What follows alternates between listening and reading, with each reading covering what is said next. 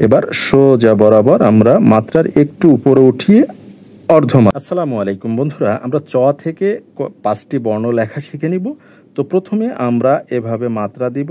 মাত্রার ঠিক বাম পাশ থেকে দেখুন এই জায়গা থেকে নিচের দিকে এভাবে টেনে একটু ছোট করে দাগ এভাবে টেনে উপরের দিকে দেখুন এইভাবে করে ঘুরিয়ে একটু ঢেউ খেলিয়ে আবার এই লম্বা দাগের সাথে এভাবে লাগিয়ে দিব। তো হয়ে গেল কিন্তু আমাদের চ বর্ণটি লেখা। এরপরে ছ লেখার ক্ষেত্রে ছোট্ট বন্ধুরা তোমরা একটু ভালো করে লক্ষ্য করো। প্রথমে আমরা এভাবে মাত্রা দিব।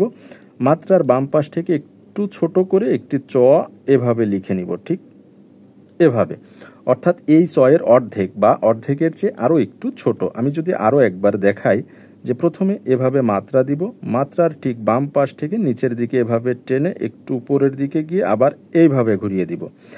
এখন এই জায়গা থেকে দেখুন আমরা অনেকে এভাবে দিই, অনেকে এই জায়গা থেকে এভাবে দিই। তো এভাবে দিলে কিন্তু এই ছটি আর ভালো হচ্ছে না। তো এই ছটি সুন্দর করার জন্য আমাদেরকে এখান থেকে এইভাবে ঘুরিয়ে ঠিক এ পর্যন্ত আসতে হবে।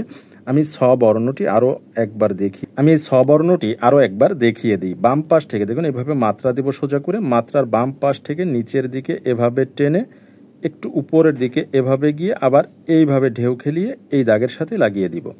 এবার এই জায়গা থেকে এইভাবে করে ঘুরিয়ে নিচের দিকে এ পর্যন্ত আসবো, ঠিক এই দাগ বরাবর।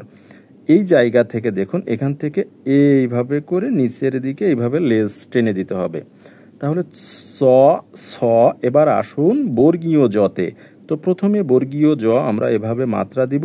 মাত্রার ঠিক মাঝ বরাবর থেকে নিচের দিকে একটু বাঁকা করে টেনে দিতে হবে। আমরা এটা কি করেছি, সোজা করে দিয়েছি, আর এটা দেব একটু বাঁকা করে, দেখুন এইভাবে করে ঘুরিয়ে দিতে হবে। আবার এখান থেকে এইভাবে গোলাকৃতির করে ঘুরিয়ে এই মাত্রার কাছে গিয়ে ছেড়ে দিব। আমি আরও যদি একবার দেখাই যে প্রথমে এভাবে মাত্রা দিব, মাত্রার মাঝ বরাবর থেকে নিচের দিকে এভাবে টেনে ঘুরিয়ে উপরের দিকে যাব, আবার ঠিক এভাবে ঘুরিয়ে নিচের দাগ স্পর্শ করে মাত্রার কাছে গিয়ে ছেড়ে দিব। এবার ঠিক এই যে মাত্রা থেকে যে লম্বা দাগ এসেছে ঠিক এই জায়গা থেকে আমরা এই পর্যন্ত একটু এরকম বাঁকা করে উপরের দিকে দিব। ঠিক এই জায়গা থেকে এইভাবে বাঁকা করে একটু উপরের দিকে দিতে হবে। এভাবে দেখুন এই জায়গা থেকে যখন এভাবে দিবেন একটু ছোট করে দাগ এভাবে দিয়ে দেন, দিয়ে এখান থেকে নিচের দিকে দেখুন নিচের দিকে এভাবে করে দেন।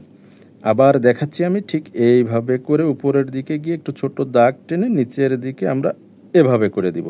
তাহলেই কিন্তু বর্গীয় জটি অনেক সুন্দর হবে। আমরা যদি এভাবেও না পারি তারপরে আমরা যদি এভাবে লিখি, ঠিক এভাবে ঘুরিয়ে আবার ঘুরিয়ে এই পর্যন্ত উঠিয়ে দিব। ঠিক এই জায়গা থেকে এইভাবে করে যদি নিচের দিকে এভাবেও দেন তারপরেও কিন্তু বর্গীয় জ মোটামুটি ভালো হবে। তবে এই জায়গা থেকে একটু লম্বা দাগ দিলেই বর্গীয় জয়ের সৌন্দর্য কিন্তু অধিক পরিমাণে বৃদ্ধি পাবে। ঝ বর্ণ, ঝ লেখার ক্ষেত্রে আমাদের প্রথমে এভাবে মাত্রা দিতে হবে। মাত্রা ঠিক যে জায়গায় শেষ হবে তার একটু নিচে থেকে এই ঘরের অর্ধেক বরাবর আমরা এখান থেকে দেখুন এইভাবে টেনে এই ঘরের অর্ধেক বরাবর চলে এসেছি এই পর্যন্ত। এবার একটু বাঁকা করে ভাঁজ টেনে এমনভাবে দিব যেন এই দাগ বরাবর, এই দাগ এবং এই দাগের মাথা বরাবর থাকে। এবার সোজা করে আমরা এভাবে ওই মাত্রা পর্যন্ত উঠিয়ে দিব। ডান পাশে ঠিক রিয়ের মতো করে এভাবে ভাঁজ দিব। এবার সোজা বরাবর আমরা মাত্রার একটু উপরে উঠিয়ে অর্ধমাত্রা দিব। ঝ। এবার আসুন ইও।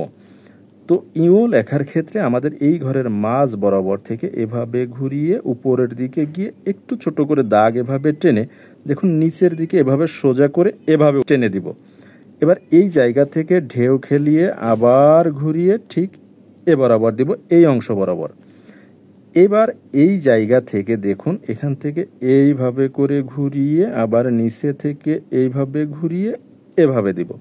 দেখুন যে এই যে অংশটা, এই অংশটা যতটুকু হবে এই নিচের অংশটাও যেন এক সমান হয়, অর্থাৎ উপরের ঘোরানো অংশটা এবং নিচের ঘোরানো অংশটা এই অংশটুকু যেন এক বরাবর হয়। অর্থাৎ আমরা যদি ইংরেজিতে একটি 3 লিখি দেখুন এভাবে, আবার ঠিক এভাবে। এবার দেখুন এখান থেকে যদি এই দাগটা এরকম সোজা থাকে তাহলে কিন্তু আমাদের এই দুইটা অংশ এক সমান হয়ে যাচ্ছে।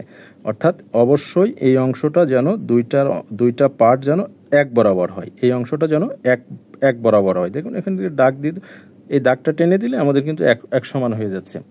তো এই 5টি বর্ণ লেখা যদি আপনাদের কাছে ভালো লাগে অবশ্যই ভিডিওতে একটি লাইক দিবেন, শেয়ার করে দিবেন এবং আপনার মূল্যবান মতামত অবশ্যই কমেন্ট বক্সে লিখে যাবেন। ধন্যবাদ সকলকে।